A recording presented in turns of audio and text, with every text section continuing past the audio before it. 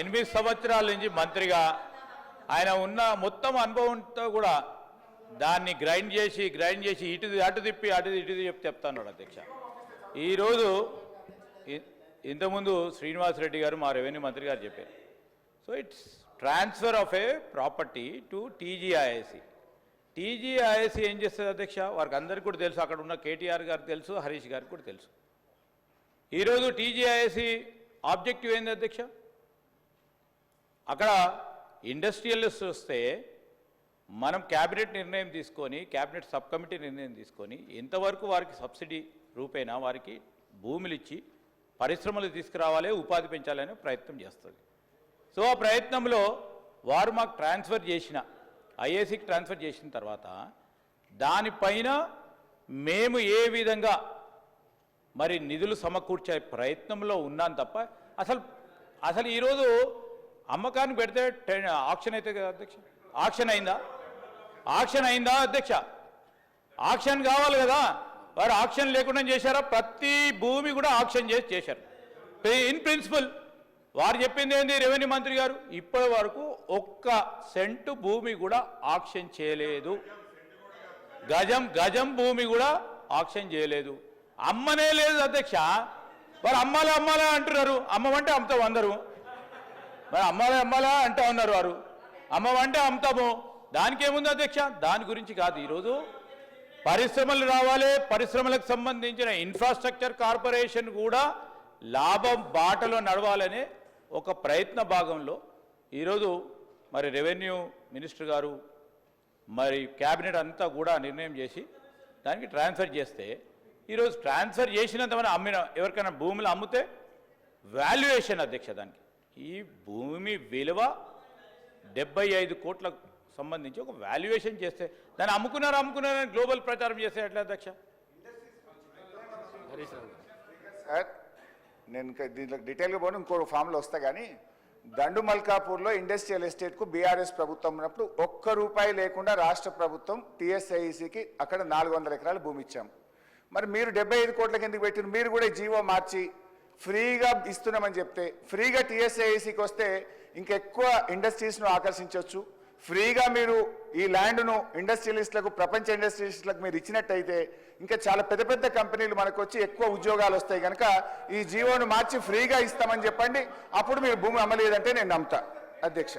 ఇకపోతే అధ్యక్ష, ఎట్లయినా ఇంటెలెక్చువల్ మినిస్టర్ కదా శ్రీధర్ బాబు గారు, ఈ క్యాన్ ట్విస్ట్ ఎనీవే అధ్యక్ష. అయితే మిగతా విషయాలకు పోతే గౌరవనీయులు ఉప ముఖ్యమంత్రి గారు ఫార్మ్ మెకనైజేషన్కు బీఆర్ఎస్ ప్రభుత్వం ₹1 ఇవ్వలేదు అన్నాడు. డ్రిప్ స్ప్రింక్లర్లకు ₹1 ఇవ్వలేదు అన్నాడు. రైతులకు ఇన్సూరెన్స్ డబ్బులు కట్టలేదు అన్నారు. నేను మెస్ ఛార్జీలు ఎస్సీ ఎస్టీ బీసీ పిల్లలకు పెంచలేదు అన్నారు. సభలో ఇప్పుడే మాట్లాడారు. దీని మీద I want to challenge the minister. ఎందుకంటే అన్నం ఉడికిందా లేదా చూడాలంటే ఒక మెతుకు ముట్టుకుంటే చాలు. అంటే ఇవాళ బట్టి విక్రమార్క గారి మాటల్లో నిజాయితీ ఎంత ఉందంటే నేతి బీరకాయల్లో నెయ్యి ఎంతనో బట్టి గారి మాటల్లో నిజాయితీ అంత. నేను ఉత్తుత్తగా మాట్లాడతలేను. ఈ మాటల మీద నేను ఇప్పుడే నా రాజీనామా లేఖను స్పీకర్ ఫార్మెట్లో మీకు ఇస్తా. ఒకవేళ ఇవన్నీ వీటికి మేము ఇచ్చుండకపోతే నా రాజీనామాను మీరు యాక్సెప్ట్ చేయండి. ఇచ్చుంటే బట్టి గారు రాజీనామా లెటర్ను సీదా గవర్నర్ దగ్గరికి పోయి ఇస్తారా అని మీ ద్వారా వారిని అడుగుతా ఉన్నా. ఒకటి అంటే అన్ని అబద్ధాలు, గోబల్స్. మేము మెస్ ఛార్జీలు పెంచింది నిజం, ఫార్మ్ మెకనైజేషన్కు డబ్బులు ఇచ్చింది నిజం, డ్రిప్ స్ప్రింక్లర్లకు డబ్బులు ఇచ్చింది నిజం, రైతు బీమాకు 2018-19లో 883 కోట్లు, 19-20లో 951 కోట్లు, 20-21లో 1456 కోట్లు, 21-22లో 1166 కోట్లు, 22-23లో 1139 కోట్లు మేము కట్టాం. సో ఈ రకంగా దయచేసి సభను తప్పుదో పట్టించే విధంగా మాట్లాడొద్దని గౌరవ బట్టి విక్రమార్క గారిని కోరుతా ఉన్నా. ఇకపోతే ఈరోజు చర్చ విషయానికి వద్దాం. గౌరవనీయులు బట్టి విక్రమార్క గారు 2 రూపాలుగా చర్చ నడిపారు. ఒకటి, మీరు అసెంబ్లీలో పెట్టినటువంటి వైట్ పేపర్ మీద చర్చ ఒకవైపు నడిపారు, ఇంకొక వైపు ఆర్బీఐ రిపోర్ట్ మీద ఇంకొక వైపు నడిపారు. I will discuss on both the sides. First me white paper మీదనే మాట్లాడతా, సెకండ్ ఆర్బీఐ మీద మాట్లాడతా. మీ వైట్ పేపర్ బుక్ కూడా నేను తెచ్చుకున్నా. ఇది అసెంబ్లీలో మీరు పెట్టిన వైట్ పేపర్. నేను ఇళ్ళకెళ్ళే చెప్తున్నా తప్ప ఒక్క వర్డ్ కూడా వేరే చెప్పను. This is your own report. ఇకపోతే అధ్యక్ష వైట్ పేపర్ విషయానికి వస్తే 6,71,757 కోట్లు బీఆర్ఎస్ ప్రభుత్వ హయాంలో అప్పు చేశారని ఈ వైట్ పేపర్ ద్వారా మీరు చెప్పారు. ఈరోజు కూడా మీరు ఒక పేపర్ పెట్టారు హౌస్లో. మిమ్మల్ని అభినందిస్తా ఉన్నా. నిజాలు ఇక్కడ కనీసం ఒక్క దగ్గరైనా నిజం చెప్పారు. ఏం చెప్పారు? ఏడాది కాంగ్రెస్ పాలనలో 1,27,208 కోట్ల రూపాయలు అప్పు చేశాము అని చెప్పారు. 1,27,208 కోట్లు మొదటి ఆర్థిక సంవత్సరమే చేశారంటే నెక్స్ట్ ఏమవుతుంది? నెక్స్ట్ ఇయర్ నుంచి మన జిఎస్డిపి పెరుగుతుంది, మన ఎఫ్ఆర్బిఎం లిమిట్ పెరుగుతుంది. ఈ లెక్కన మీరు క్యాలిక్యులేట్ చేసుకుంటూ పోతే 5 ఏళ్లలో 1,27,000 కాడికి క్యాలిక్యులేట్ చేస్తేనే 6,38,000 కోట్లు అవుతుంది. జిఎస్డిపి పెరిగి మన ఎఫ్ఆర్బిఎం లిమిట్స్ పెరిగితే ఏమవుతుంది? 5 ఏళ్లలో కాంగ్రెస్ ప్రభుత్వం 7 లక్షల కోట్ల రూపాయల అప్పు చేస్తుందని మీరు ఒప్పుకున్నారు. ఈ సభ సాక్షిగా మీరు పెట్టిన రికార్డులోనే బీఆర్ఎస్ ప్రభుత్వం 10 ఏళ్లలో 6,71,000 కోట్లు చేస్తే 5 ఏళ్లలోనే మేము 7 లక్షల కోట్ల రూపాయలు అప్పు చేయబోతున్నాము అని చెప్పకనే ఈ సభలో స్పష్టంగా మీ నోట్ ద్వారా రాష్ట్ర ప్రజలు చెప్పారు. అంటే 5 ఏళ్లలో మమ్మల్ని మించిపోతున్నారు. ఒకటి. ఇకపోతే అధ్యక్ష ఈరోజు కొన్ని విషయాలు భట్టి గారు కూడా మాట్లాడుతూ సరే పదే హరీష్ రావు గారు బడ్జెట్ అని మాట్లాడినారు. రేపు మేము కూడా భట్టి గారి బడ్జెట్ అని మాట్లాడాల్సి వస్తుంది. సో ఎప్పుడైనా కూడా ఏంటంటే ఎవరు బడ్జెట్ ప్రవేశపెట్టినా యాజ్ ఫైనాన్స్ మినిస్టర్గా బడ్జెట్ ప్రవేశపెడతారు తప్ప వ్యక్తులు పెట్టరనేటువంటి విషయాన్ని సీనియర్ నాయకులుగా వారు గుర్తించాలని కూడా కోరుతా ఉన్నా. ఇలా ఆర్థిక మంత్రిగా వారు కొన్ని విషయాలు మాట్లాడారు, అది మళ్ళీ చెప్తా. కానీ ఇప్పుడు ఇందాక మా భట్టి గారు మాట్లాడుతూ మిగులు రాష్ట్రంగా అప్పచెప్పాం, అప్పులు చేశారు అన్నారు.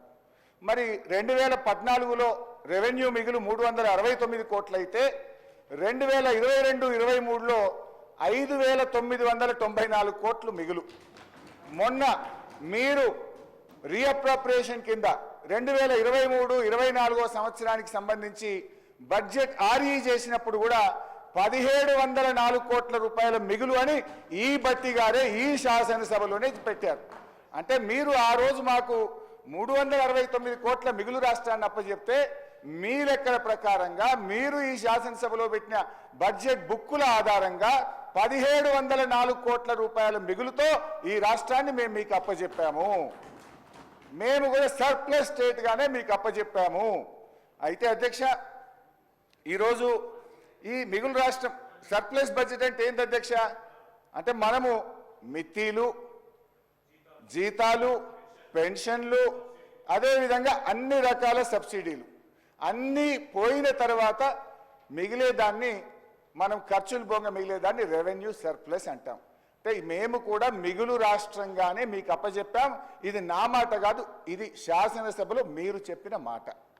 ఇకపోతే అధ్యక్ష మరి ఇందాక కూడా భట్టి గారు ఒక మాట మాట్లాడుతూ ఎలక్ట్రిసిటీ డిపార్ట్మెంట్లో మీరు చాలా డబ్బులు కట్టాలి కదా, 1,25,000 కోట్లని పాపం లేని ఆవేశం తెచ్చుకొని చాలా ఆవేశంగా చెప్పారు.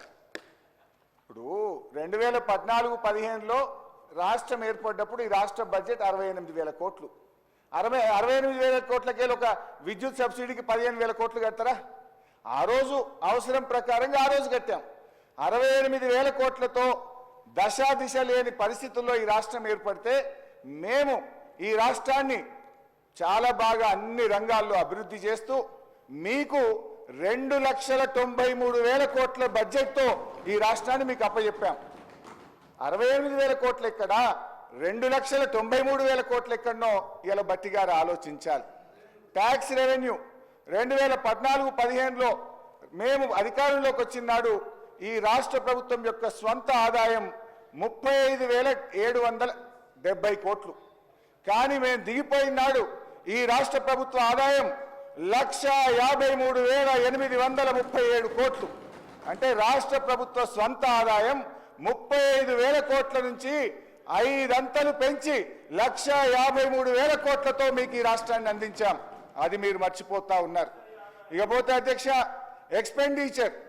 ఎక్స్పెండిచర్ చూస్తే 2014-15లో 62,000 కోట్లుంటే 2022-23లో 2,04,085 కోట్ల రూపాయలు ఎక్స్పెండిచర్ చేశాం. పర్ క్యాపిటల్ ఇన్కమ్ మేము వచ్చినాడు 1,24,000 రూపాయల తలసరి ఆదాయం ఉంటే మేము మీకు అప్పచెప్పినాడు ఈ రాష్ట్ర పౌరుని యొక్క తలసరి ఆదాయం 3,56,564 కోట్ల రూపాయలతో అప్పచెప్పాం. జిఎస్డిపి మేము ప్రభుత్వం ఏర్పరిచినాడు 4,51,000 కోట్లుంటే మేము మీకు అప్పచెప్పినాడు ఈ రాష్ట్ర జిఎస్డిపిని 3 అంతలకు పైగా పెంచి 15,01,98,000 కోట్ల రూపాయలతో ఈ రాష్ట్రాన్ని మేము మీకు అప్పచెప్పాం. ఆ రకంగా మేము చక్కగా రాష్ట్రాన్ని ముందుకు తీసుకుపోయాం. ఈ 10 ఏళ్లలో కూడా ఈ అప్పుల్లో కూడా మాకు ఒక ప్రత్యేకమైన పరిస్థితి ఏర్పడ్డది. కేంద్ర ప్రభుత్వం వరుసగా 2 కరోనా సంవత్సరాలు వచ్చినాయి. దేశమే కాదు ప్రపంచ ఆర్థిక వ్యవస్థ కుప్పకూలిన పరిస్థితి. అలాంటి 2 వరుస కరోనా సంవత్సరాలను కూడా మా 10 ఏళ్ల పాలనలో మేము ఎదుర్కొన్నాం. అప్పుడు ఒక ప్రత్యేక పరిస్థితుల్లో కేంద్ర ప్రభుత్వం ఈ దేశంలోని అన్ని రాష్ట్రాలకు కూడా 1.75% FRBM అదనంగా తీసుకొని మీరు ఖర్చు పెట్టండి, క్యాపిటల్ ఎక్స్పెండిచర్ చేయండి అని కేంద్రం ఆదేశిస్తే దాని కింద 2020-21లో 17,558 కోట్ల అప్పు, 2021-22 కరోనాలో 10,784 కోట్ల అప్పు, ఉదయ్ స్కీమ్ బలవంతంగా కేంద్రం మన మీద రుద్దుతే 9,000 కోట్ల రూపాయల అప్పు, ట్యాక్స్ డెవల్యూషన్ మనకు హక్కుగా రావాల్సిన ట్యాక్స్ డెవల్యూషన్ను అప్పుగా తీసుకోమని కేంద్ర ప్రభుత్వం ఇచ్చిన 2,459 కోట్లు, ఇవన్నీ కలిపితే దాదాపు 40,000 కోట్ల రూపాయలు కరోనా వల్ల కేంద్ర ప్రభుత్వ నిర్ణయాల వల్ల ఈ రాష్ట్రం మీద అదనంగా అప్పుల భారం వచ్చింది కూడా దీంట్లో భాగమని కూడా వారు ఈరోజు గమనించాల్సినటువంటి అవసరం ఉంది. ఇకపోతే అధ్యక్ష భట్టి గారు నేను మొదలే చెప్పాను, 2 భాగాలుగా చెప్పారు. ఒకటి మీరు చెప్పిన లెక్కలు, 2 ఆర్బీఐ లెక్కలు. నేను మీరు చెప్పిన లెక్కలు వైట్ పేపర్ లెక్కలకే వస్తూ ఉన్నాయి. వైట్ పేపర్ లెక్కలకు వస్తే అధ్యక్ష మీరు తెలంగాణ రాష్ట్ర ప్రభుత్వ అప్పు 6,71,000 కోట్లు అని చెప్పారు. అయితే అది మేమేమంటున్నామంటే విచ్ ఈజ్ నాట్ కరెక్ట్ అని మేము అంటున్నాం. ఎట్లా నాట్ కరెక్ట్ అంటున్నాం అది నేను వివరించదలుచుకున్నా మీకు ఇప్పుడు. ఎందుకంటే ఈ 6,71,000 కోట్లలో రాష్ట్ర ప్రభుత్వం ఏర్పడే నాటికి మేము ప్రభుత్వం చేపట్టే నాటికే 72,658 కోట్లు అప్పటి ఆంధ్రప్రదేశ్ అప్పు వారసత్వంగా మాకు వచ్చింది. 1. 2 వివిధ సంస్థలకు గ్యారంటీల రూపంలో అప్పటి రాష్ట్ర ప్రభుత్వం ఇచ్చిన అప్పు 15,000 కోట్ల రూపాయలు కూడా మాకు వచ్చింది. 3 ఈ 6,71,000 కోట్లలో బట్టి గారి తెలివితేటలకు మేధస్సుకు మొక్కాలి. ఎందుకంటే మీరు ప్రభుత్వం వచ్చింది డిసెంబర్ 7, 2023. కానీ బీఆర్ఎస్ పార్టీ అప్పుల్లో ఎప్పటిదాకా పెట్టిండ్రు? మార్చి 31, 2024 దాకా మీరు చేసిన అప్పులు కూడా మాకే కలిపినావు నాయన నువ్వు. అది ఎంత అంటే 15,118 కోట్లు. కాంగ్రెస్ ప్రభుత్వం అధికారంలోకి వచ్చినాక తీసుకున్న అప్పు 15,118 మాకే కలిపిండ్రు. 72,000 కోట్లు ఉమ్మడి ఆంధ్రప్రదేశ్ నుంచి వారసత్వంగా వచ్చింది, మా ఖాతాలనే వేసిండ్రు. 2 కలిపితే 87,776 కోట్లు. ఈ 87,776 కోట్లు మాకు సంబంధమా? ఇది బీఆర్ఎస్ అప్పు కాదు కదా, అది వారసత్వంగా వచ్చింది. ఒకటైతే మీరు ప్రభుత్వంలోకి వచ్చినాక డిసెంబర్ 7 నుంచి మార్చి 31, 2024 దాకా చేసిన అప్పును కూడా మా ఖాతాలో వేసి గోబల్స్ ప్రచారం చేసిన భట్టి గారికి అభినందనలు. ఇకపోతే అధ్యక్ష ఇక గ్యారంటీలుగా 2014 కంటే ముందు గ్యారంటీల రూపంలో వారసత్వంగా వచ్చిన అప్పు 11,609 కోట్లు. అది 15,000 ఏమో మీరు చేసింది, వారసత్వంగా వచ్చిందేమో గ్యారంటీల రూపంలో 11,609. 15,118 బట్టి గారు చేసిన అప్పును బీఆర్ఎస్ ఖాతాలు వేసిండు, అది 15,118 బట్టి గారు అప్పది. నీ భాషలో చెప్తుంది, ఏం చేయాలి మరి? ఇకపోతే 72,658 కోట్లేమో ఉమ్మడి ఆంధ్రప్రదేశ్ నుంచి వారసత్వంగా వచ్చిన ఈ 3 జమ చేసుకోండి. ఈ 3 కలిపితే ఎంత అయిందంటే 99,385 కోట్లు.